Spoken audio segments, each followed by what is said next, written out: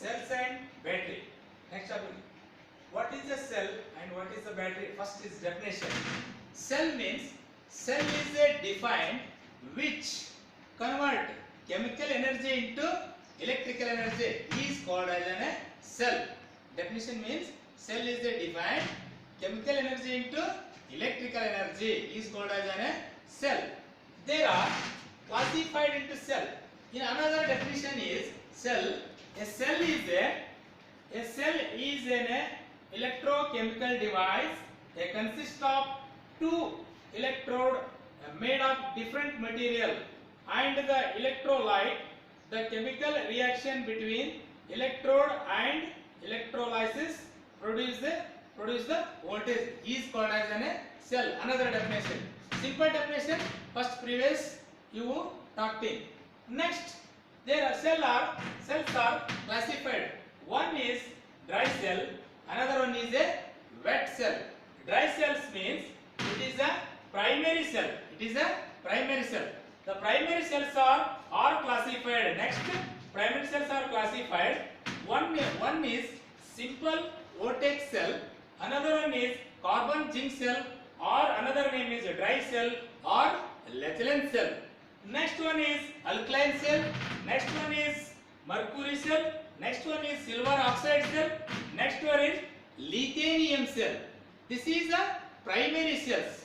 One starting it has simple vortex cell. Simple vortex cell means only for practical purpose. There is no available in market, only for laboratory in ITI and electrical lab. First one is simple vortex cell. I will talk. Simple vortex cell means a vortex cell used as a zinc as an electrodes and sulfuric acid and electrolyte. When the place was forget to the chemical reaction between the electrodes and sulfuric acid, the region from produce the negative charge and zinc, the sulfuric of the electrons and the positive charge of the copper, deficiency of the electrons. The external circuit, the connected across the electrodes, the electrons will flow of the negative zinc, the rod, the positive copper is electrode. That means one simple is in practical hall, one beaker ಅಂದ್ರೆ ಒಂದು flask ಅನ್ನು ತೆಗೆದುಕೊಳ್ಳಬೇಕು. ಅದರಲ್ಲಿ ನಾವೇನ್ ಮಾಡ್ಬೇಕಂತಂದ್ರೆ ಒಂದು flask ಅನ್ನು ತೆಗೆದುಕೊಂಡು ಅದರೊಳಗೆ ಏನೇನು ಸೊಲ್ಯೂಷನ್ ಹಾಕ್ಬೇಕಂದ್ರೆ ಒಂದು ಜಿಂಕ್ ರಾಡ್ ಅನ್ನು ಹಾಕಬೇಕು. ಅದಕ್ಕೆ ಜಿಂಕ್ ರಾಡ್ ಗೆ ನಾವು ಏನಂತ ಹೇಳ್ತೀವಿ, ನಾವು ಜಿಂಕ್ ರಾಡ್ ಅನ್ನು ಹಾಕಬೇಕು. Another one is A copper rod ಅಂತ ತಗೋಬಹುದು. ಕಾಪರ್ ರಾಡ್ ಅಂತ ತಗೋಬೇಕು. ಅಲ್ಲಿ ಕಾಪರ್ ರಾಡ್ ಅಂತ ಹೋಗ್ತೇವೆ. ನೆಕ್ಸ್ಟ್ ಒಳಗಡೆ ನಾವು ಬೀಕರ್ ಅಂದ್ರೆ ಗ್ಲಾಸ್ ನಲ್ಲಿ ಸಲ್ಫ್ಯೂರಿಕ್ ಆಸಿಡ್ ಅನ್ನು ಹಾಕಬೇಕು. ಅದಕ್ಕೆ ಸಲ್ಫ್ಯೂರಿಕ್ ಆಸಿಡ್ ಅನ್ನು ಹಾಕಬೇಕು. Next external electrical flow. ಇಲ್ಲಿ ನೋಡಲಿ ವೈರ್ ಇದೆ, ಒಂದು ಸಣ್ಣ 3 volt bulb, miniature torch bulb ಇರ್ತದಲ್ಲ ಆ ಬಲ್ಬ್ ಅನ್ನು ತೆಗೆದುಕೊಳ್ಬೇಕು. ನೆಕ್ಸ್ಟ್ ಏನ್ ಮಾಡಬೇಕು, this is a container or beaker same. ಅಂದ್ರೆ ನೆಕ್ಸ್ಟ್ ಏನಪ್ಪಾ ಅಂತಂದ್ರೆ ವಿತ್ ಎಕ್ಸ್ಟರ್ನಲ್ ಎಲೆಕ್ಟ್ರಿಕಲ್ ಸಪ್ಲೈ ನಾವೇನ್ ಮಾಡ್ಬೇಕು, ಇದಕ್ಕೆ ಎಕ್ಸ್ಟರ್ನಲ್ ಕರೆಂಟ್ ಅನ್ನ ಫ್ಲೋ ಮಾಡಬೇಕು. ಫ್ಲೋ ಮಾಡಿದಾಗ ಏನಾಗ್ತದಂತ ಒಳಗಡೆ ಇರ್ತಕ್ಕಂತ ಸಲ್ಫ್ಯೂರಿಕ್ ಆಸಿಡ್ ಏನ್ ಮಾಡತ್ತಂತಂದ್ರ ಇದೇನಾಗುತ್ತೆ, ಮೂವ್ಮೆಂಟಿಂಗ್ ಆಗುತ್ತೆ. ದಟ್ ಮೀನ್ಸ್ ನಿಮ್ಗೆ ಹೆಂಗಪ್ಪ ಅಂತಂದ್ರ ಒಂದು ಸ್ಟೋವ್ ಮೇಲೆ ನಾವು ಚಾ ಮಾಡಕ್ ಇಟ್ಟಿರ್ತೀವಿ, ಒಂದು ಚಾ ಪುಡಿ ಮತ್ತು ಸಕ್ಕರೆ ಹಾಲನ್ನ ಹಾಕಿರ್ತೀವಿ. ಅಲ್ಲಿ ಏನ್ ಬರ್ತಾವ ಅಂತಂದ್ರ ನೀರ್ ಬಿಸಿ ಆದಾಗ ಬಬಲ್ಸ್ ಗಳು ಮೇಲ್ಗಡೆ ಬರ್ತಾವು. ಅದೇ ತರ ಬಬಲ್ಸ್ ಗಳು ಮೇಲ್ಗಡೆ ಬಂದಾಗ ನೀವೇನಾಗತ್ತ ಚಾ ಕುದೀತಿ ಅಂತ ಹೇಳ್ತಿದ್ರಿ. ಅದೇ ತರ ಈ ಕಂಟೈನರ್ ಒಳಗ ನೀವೇನ್ ಎಕ್ಸ್ಟರ್ನಲ್ ಕರೆಂಟ್ ಅನ್ನ ಕೊಟ್ಟಾಗ ಈಗ ಏನಾಗ್ತದ, ಸಲ್ಫ್ಯೂರಿಕ್ ಆಸಿಡ್ ಏನಾಗುತ್ತ ಕೆಮಿಕಲ್ ರಿಯಾಕ್ಷನ್ ಆಗುತ್ತೆ. ದಟ್ ಮೀನ್ಸ್ ಏನಾಗುತ್ತೆ ಅಂತಂದ್ರ ಸಪ್ಲೈ ಕೊಟ್ಟಾಗ zinc rod to copper rod ತನ ಏನಾಗ್ತಾವ ಅಂದ್ರ ಬಬಲ್ಸ್ ಗಳು ಮೂವ್ಮೆಂಟ್ ಆಗ್ತಾವ. ಹಂಗಾದಾಗ ಏನಾಗ್ತಂದ್ರ ಇಲ್ಲಿ ಏನಾಗ್ತಂತಂದ್ರ that means cell is a device which convert chemical energy into electrical energy. ಅಂದ್ರ ರಾಸಾಯನಿಕ ಕ್ರಿಯೆಯಿಂದ ವಿದ್ಯುತ್ ಶಕ್ತಿಯಾಗಿ ಪರಿವರ್ತನೆ ಹೊಂದಿ ನೆಕ್ಸ್ಟ್ ಇಲ್ಲಿ ಏನಾಗುತ್ತಂದ್ರ ಕನ್ವರ್ಷನ್ ಆಫ್ ಕರೆಂಟ್. ಇಲ್ಲಿ ಏನಾಗುತ್ತಪ್ಪ ಅಂತಂದ್ರ ಕನ್ವರ್ಷನ್ ಆಗುತ್ತೆ. ಕರೆಂಟ್ ಕನ್ವರ್ಷನ್ ಆದಾಗ ಇಲ್ಲಿ ಬಲ್ಬ್ ಏನಾಗುತ್ತಂದ್ರ ದಟ್ ಮೀನ್ಸ್ ಆನ್ ಆಗುತ್ತ. ಸರ್ ಈ ಸೆಲ್ ನಮ್ಗೆ ಮಾರ್ಕೆಟ್ ನೇ ಸಿಗುತ್ತೆ ಅಂತ ಕೇಳಬಹುದು. ಹುಡುಗರು ಕೇಳಿದ್ರ ಇದು ಯಾವುದೇ ತರಹದ ಮಾರ್ಕೆಟ್ ನೇ ಸಿಗಲ್ಲ, only for practical purpose in laboratory. This is called as A simple voltage cell. That means ಇದರೊಳಗೆ ನೆಕ್ಸ್ಟ್ ಇನ್ನೊಂದ್ಸಲ ಹೇಳ್ತಾ ಇದ್ದೀನಿ, ಒಂದು ಬೀಕರ್ ತಗೋಬೇಕು ಪ್ರಾಕ್ಟಿಕಲ್ ಮಾಡ್ಬೇಕಾದ್ರೆ, ಒಂದು zinc rod, another one is copper rod, another one is A copper rod. ಒಳಗಡೆ ಏನಾಗ್ಬೇಕಂದ್ರೆ sulphuric acid and external ಏನಪ್ಪಾ ಅಂತಂದ್ರೆ ನಾವು ಒಂದು ಕಂಟೈನರ್ ತಗೋಬೇಕು. ನೆಕ್ಸ್ಟ್ ಏನಪ್ಪಾ ಅಂದ್ರೆ ಎಕ್ಸ್ಟರ್ನಲ್ ಇಲೆಕ್ಟ್ರಿಕಲ್ ಕರೆಂಟ್ ಕೊಡ್ಬೇಕಂದ್ರೆ ಸಪ್ಲೈ ಕೊಡ್ಬೇಕು. ಸಪ್ಲೈ ಕೊಟ್ಟಾಗ ಏನಾಗುತ್ತೆ ಅಂದ್ರೆ ಒಳಗಡೆ ಇರ್ತಕ್ಕಂಥ ಸೊಲ್ಯೂಷನ್ ಸಲ್ಫ್ಯೂರಿಕ್ ಆಸಿಡ್ ಏನಾಗುತ್ತೆ ಅಂದ್ರೆ ಇಂಟರ್ನಲ್ಲಿ move from copper to zinc. ಏನಾಗ್ತಾವ ಅಂದ್ರೆ ಕಾಪರ್ ಲಿಂದ ಜಿಂಕಿಗೆ ಸಣ್ಣ ಸಣ್ಣ ಗುಳ್ಳಿಗಳು ಈ ತರ ಮೂವ್ಮೆಂಟ್ ಆಗ್ತವೆ. ಮೂವ್ಮೆಂಟ್ ಈ ಕಡೆಯಿಂದ ಈ ಕಡೆ, ಈ ಕಡೆಯಿಂದ ಈ ಕಡೆ ಆಗೋದ್ರಿಂದ ಏನಾಗುತ್ತೆ ಅಂದ್ರೆ ಕೆಮಿಕಲ್ ರಿಯಾಕ್ಷನ್ ಆಗುತ್ತೆ. ರಿಯಾಕ್ಷನ್ ಆದಾಗ ಏನಾಗುತ್ತೆ ಅಂತಂದ್ರೆ conversion of current flowing from bulb. Lamp ಆಗುತ್ತೆ. ಲ್ಯಾಂಪ್ ಅಂತಿದ್ರೆ this is the simple voltage cell. Next one is carbon primary cell. Next one is a carbon cell or dry cell or Lechelen cell ಅಂತ ಹೇಳ್ತೀವಿ. ಇಲ್ಲಿ ನೋಡಿ, Lechelen cell or dry cell or carbon cell ಅಂತ ಹೇಳ್ತೀವಿ. For example ನೀವು first ಇದು ಕನ್ನಡದಾಗ ಹೇಳಿ ಅಂತಂದ್ರೆ ನೀವು ಆಲ್ರೆಡಿ ಎಲ್ಲರೂ ನೋಡಿರ್ತೀರಿ, ಹಳೆ ಕಾಲದಲ್ಲಿ ಟಾರ್ಚ್ ಬ್ಯಾಟ್ರಿ ಇದ್ದು, ಈಗೆಲ್ಲ ಚಾರ್ಜರ್ ಬಂದಿದ್ದವು. ಟಾರ್ಚ್ ಬ್ಯಾಟ್ರಿ ದೊಡ್ಡ ದೊಡ್ಡ ಸೆಲ್ಗಳೇ ಇರ್ತಾವೆ, ದೊಡ್ಡ ದೊಡ್ಡ ಸೆಲ್ ಇರ್ತಾವೆ. This is called as a dry cell ಅಂತ ಹೇಳ್ಬೋದು, ಅಥವಾ ಲೆಚಲೆನ್ ಸೆಲ್ ಅಂತ ಹೇಳ್ಬೋದು, ಅಥವಾ ನಿಮ್ಗೆ ಏನ್ ಹೇಳ್ತೀವಿ ಕಾರ್ಬನ್ ಜಿಂಕ್ ಸೆಲ್ ಅಂತಾನೆ ಹೇಳ್ಬೋದು. ಸರ್ ಇದರಲ್ಲಿ ಏನೇನ್ ತಗೊಂಡಿರ್ತೀವಿ ಅಂತಂದ್ರ ಒಂದು ಬೀಕರ್ ತಗೋಬೇಕು. ಬೀಕರ್ ಮೀನ್ಸ್ ಒಂದು ಗ್ಲಾಸ್ ಅನ್ನ ತಗೋಬೇಕು.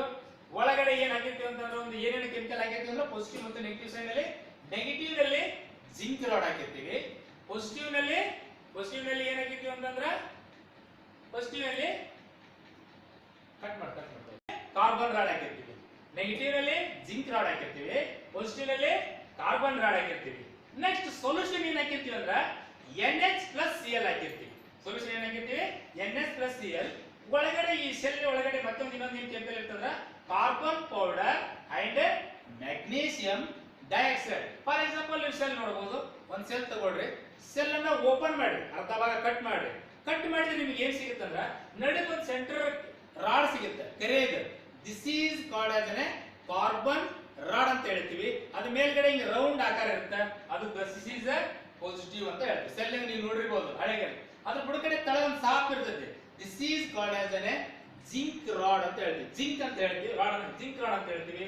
ಅದು ನೆಗೆಟಿವ್ ಸೈಡ್ ನಲ್ಲಿ ತಳಗಿರುತ್ತೆ, ನೆಗೆಟಿವ್ ಸೈಡ್. ಸರ್ ಒಳಗಡೆ ಏನಿರುತ್ತೆ, ಇದು ಸುತ್ತಲೂ ಕರ್ರಂತ ಇರುತ್ತೆ, ಅದಕ್ಕೆ ಏನ್ ಹೇಳ್ತೀವಿ ಕಾರ್ಬನ್ ಪೌಡರ್ ಅಂತ ಇರ್ತದೆ. ಮಸಿ ಇದ್ದಂಗೆ ಇರ್ತದೆ ಸುತ್ತಲೂ ಸೆಲ್ನಾಗ, ನೀವು ಒಳಗೆ ನೋಡ್ಬೋದು, ಅದಕ್ಕೆ ಕಾರ್ಬನ್ ಪೌಡರ್ ಅಂತ ಇರ್ತದೆ. ಅದ್ರ ಸುತ್ತಲೂ ಒಂದು ಪೇಸ್ಟ್ ಇರುತ್ತೆ, ಪೇಸ್ಟ್ ಮೆತ್ತದ ಹಸಿ ಅದಕ್ಕೆ ಏನ್ ಹೇಳ್ತೀವಿ ಮ್ಯಾಗ್ನೀಸಿಯಂ ಡೈಆಕ್ಸೈಡ್ ಅಂತ ಹೇಳ್ತೀವಿ. ಅದಕ್ಕೆ ಒಳಗಡೆ ಏನಂತ ಹೇಳ್ತೀವಿ ಮ್ಯಾಗ್ನೀಸಿಯಂ ಡೈಆಕ್ಸೈಡ್. ಸರ್ ಇದನ್ನ ಬಿಟ್ಟು ಒಳಗಡೆ ಮತ್ತೆ ಏನಿರ್ತದೆ ಅಂದ್ರೆ ದ ಸೊಲ್ಯೂಷನ್ ಆಫ್ NH+Cl ಅಂತ ಇರ್ತದೆ.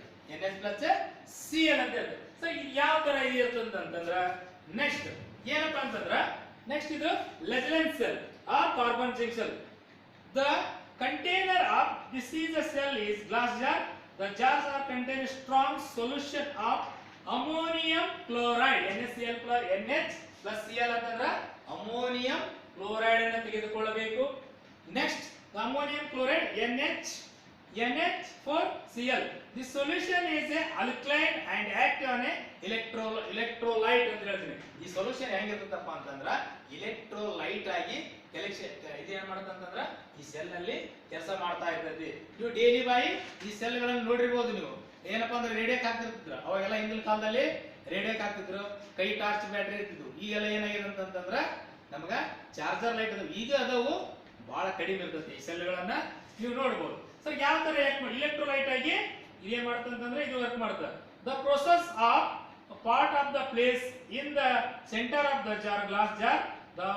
The process part is in a carbon rod, thus surrounding by the mixture of magnesium. ಇದು ಸುತ್ತಲೂ ಕಾರ್ಬನ್ ರಾಡ್ ಸುತ್ತಲೂ ಏನಾಗಿರುತ್ತೆ ಅಂತಂದ್ರೆ ಮಿಕ್ಸರ್ ಆಫ್ ಮ್ಯಾಗ್ನೀಸಿಯಂ ಡೈಆಕ್ಸೈಡ್. ಮೊದಲಾಗ ನಾನು ಹೇಳಿದ್ದೆ ಕನ್ನಡದಾಗ ಮೆತ್ತಗಿರುತ್ತೆ, ತೇವಾಗಿ ಹಸಿ ಇರುತ್ತೆ, ನೋಡಿರ್ಬೋದು, ಬೆಳೆಯದು ಈ ತರ ಒಂದು ಮತ್ತೆ ಗ್ರೀಸ್ ಇರ್ತಲ್ಲ ಆ ಟೈಪ್ ನಲ್ಲಿ ಮ್ಯಾಗ್ನೀಸಿಯಂ ಡೈಆಕ್ಸೈಡ್ ಇರುತ್ತೆ. ಅದಕ್ಕೆ ನೆಕ್ಸ್ಟ್ ಅಂಡ್ ಪೌಡರ್ ಕಾರ್ಬನ್. ಇದು ಸುತ್ತಲೂ ಏನಾಗಿರುತ್ತಪ್ಪ ಅಂತಂದ್ರೆ ಒಳಗಡೆ ಏನಾಗಿರುತ್ತೆ ಪೌಡರ್ ಇರುತ್ತೆ, ಅದ್ರ ಸುತ್ತಲೂ ಏನಾಗಿರುತ್ತೆ ಮ್ಯಾಗ್ನೀಸಿಯಂ ಡೈಆಕ್ಸೈಡ್ ಇದು ಇರ್ತದೆ, ಕೆಮಿಕಲ್ ಇರುತ್ತೆ ಮ್ಯಾಗ್ನೀಸಿಯಂ ಡೈಆಕ್ಸೈಡ್.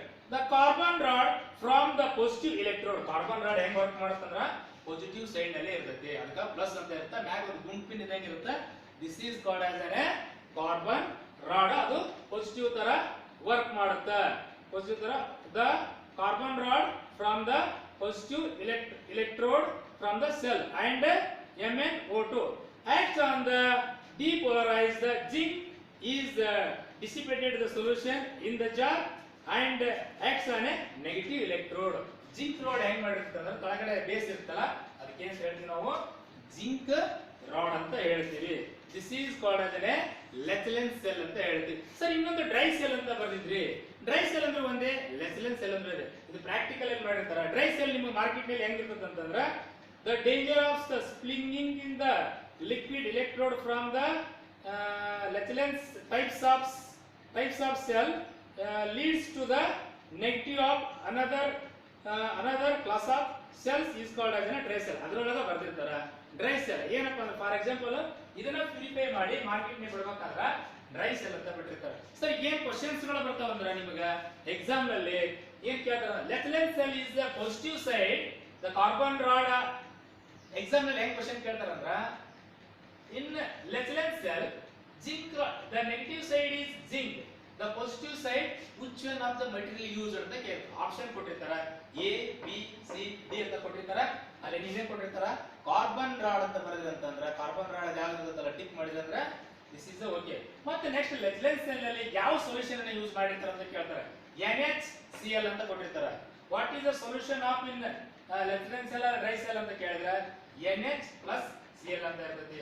ಅಥವಾ ಇನ್ನೊಂದು ಕ್ವಶನ್ ಕೇಳ್ತಾರೆ, ಯಾವ ಕೇಳ್ತಾರೆ ಅಂದ್ರೆ ಪಾಸಿಟಿವ್ ಸೈಡ್ ನಲ್ಲಿ ಯಾವ ತರ ಕೆಮಿಕಲ್ ಅನ್ನು ಯೂಸ್ ಮಾಡಿರ್ತಾರೆ ಅಂತ ಕೇಳಿದ್ರೆ carbon powder and magnesium dioxide option ಕೊಟ್ಟಿರ್ತಾರಲ್ಲ ನೀವು, ಅದು carbon powder and magnesium dioxide. Positive side which is used for the chemical ಅಂತ ಕೇಳಿದ್ರೆ carbon powder and magnesium dioxide. Sir dry cell ನಿಮ್ಗೆ ಜನರಲ್ ಆಗಿ ಹೆಂಗ್ ಸಿಗುತ್ತೆ ಅಂತ ಕೇಳಿದ್ರೆ ಇನ್ನೊಂದು dry cell in market in available are 1A 1.5 volt 1.4 volt 2.1 2.3 ಅಂತ ಕೊಟ್ಟಿದ್ದಾರೆ. ಈ ತರ ಕೊಟ್ಟಾಗ ನೀವು ಆಲ್ರೆಡಿ ಈಗ ಡ್ರೈ ಸೆಲ್ ಇಸ್ 1 ಈ cell is the voltage is 1.5 volt. Sir market ನಲ್ಲಿ ಹೆಂಗ್ ಸಿಗುತ್ತೆ ಅಂತಂದ್ರೆ ಅವೈಲೇಬಲ್ ಇನ್ 1.5 ವೋಲ್ಟ್ ಅಂತ ಸಿಗುತ್ತೆ. This is the main important of the question in examination. Dry cell is the EMF is voltage ಅಂತ ಏನ್ ಕೇಳಿದ್ರಿ ಅಂತ ಹೇಳ್ತೀವಿ 1.5. ಸರ್ ಡ್ರೈ ಸೆಲ್ ಅಲ್ಲಿ ಮತ್ತೆ ಟೈಪ್ಸ್ ಗಳು ಬರ್ತಾವ. ಅದ್ರಾಗ ಏನಂತ ಬರ್ತಾವು ಬಿಗ್, ಸ್ಮಾಲ್, ಆಮೇಲೆ ನೀವು ಟಿವಿಗೆಲ್ಲ ಹಾಕ್ತಿರಲ್ಲಪ್ಪ ಪೆನ್ಸಿಲ್ ಸೆಲ್ ಅಂತ ಹೇಳ್ತಿರಲ್ಲ, ಎ ಸೆಲ್, ಬಿಗ್ ಸೆಲ್, ಈ ತರ ಅಂತ ನಮ್ಗೆ ಆಪ್ಷನ್ ಅನ್ನು ಕೊಟ್ಟಿರ್ತಾರ. ಅವೆಲ್ಲ ನೀವು ಮಾರ್ಕೆಟ್ ನಲ್ಲಿ ಅವೈಲೇಬಲ್ ಇರ್ತೈತಿ. What is the voltage of the dry cell ಅಂತ ಕೇಳಿದ್ರೆ 1.5. ಸರ್ ನೆಕ್ಸ್ಟ್ ಕ್ವಶನ್ ಏನ್ ಕೇಳ್ತಾನೆ ಅಂತಂದ್ರೆ ಕ್ವಶನ್ ಬರೋದು zinc rod, carbon, NaCl, next positive side ನಲ್ಲಿ ಯಾವ ಯೂಸ್ ಮಾಡಿರ್ತಾರೆ ಅಂತ ಕೇಳ್ತಾನೆ carbon powder and magnesium dioxide. This is use for generally torch battery, radios ಅಂತ ಬರ್ತಾವ ಇವೆಲ್ಲ, ಮತ್ತೆ TV remote. This is called as a dry cell. ಟ್ಯಾಂಪಿಸ್, ವಾಲ್ ಟ್ಯಾಂಪಿಸ್ ನಲ್ಲಿ ಈ ಡ್ರೈ ಸೆಲ್ ಅನ್ನ ಯೂಸ್ ಮಾಡ್ತಾರೆ. ನೆಕ್ಸ್ಟ್ ಏನಪ್ಪಾ ಅಂತಂದ್ರ ಅಲ್ಕಲೈನ್ ಸೆಲ್ ಅಂತ ಬರ್ತೈತಿ, ಮರ್ಕ್ಯುರಿ ಸೆಲ್ ಅಂತ ಬರ್ತೈತಿ, ಸಿಲ್ವರ್ ಆಕ್ಸೈಡ್ ಸೆಲ್ ಅಂತ ಬರ್ತೈತಿ, ಲಿಥೇನಿಯಂ ಸೆಲ್ ಅಂತ ಬರ್ತೈತಿ. ನೆಕ್ಸ್ಟ್ ಕ್ಲಾಸ್ ನಲ್ಲಿ ಇದನ್ನ ಕಂಟಿನ್ಯೂ ಮಾಡೋಣ. ಈ ಫಸ್ಟ್ ನೇಕ್ ನಾವ್ ಏನ್ ಹೇಳಿದ್ವಿ, ಸೆಲ್ಸ್ ಅಂಡ್ ಬ್ಯಾಟರೀಸ್ ಅಲ್ಲಿ definition of the cell, what is a cell, what are types of cell. Next ಏನಂತ ಕ್ಲಾಸಿಫಿಕೇಶನ್ ಡ್ರೈ ಸೆಲ್ ಮತ್ತು ವೆಟ್ ಸೆಲ್. ಡ್ರೈ ಸೆಲ್ ನಾವು ನೋಡಿದ್ವಿ, dry cell means primary cell ಮತ್ತೆ ಏನ್ ಮಾಡಿದ್ವಿ, ವಿಭಾಗಗಳನ್ನ ಮಾಡಿದ್ವಿ, ಬೇರೆ ಬೇರೆ ಟೈಪ್ಸ್ ಗಳದಾವು. Simple voltage cell, carbon cell, alkaline cell, mercury cell, silver oxide cell, lithium cell. ಒಂದೇದು ನಾವು ವಿವರಣೆ ನೋಡಿದ್ವಿ, simple vortex cell only for practical purpose. Second one is a lectin cell or dry cell in available in market. This is called as a primary cell. Next class alkaline cell, mercury cell, silver oxide cell and lithium cell. Thank you.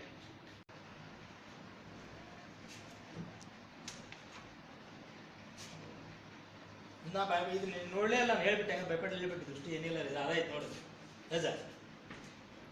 ಈಗ ಮತ್ತೆ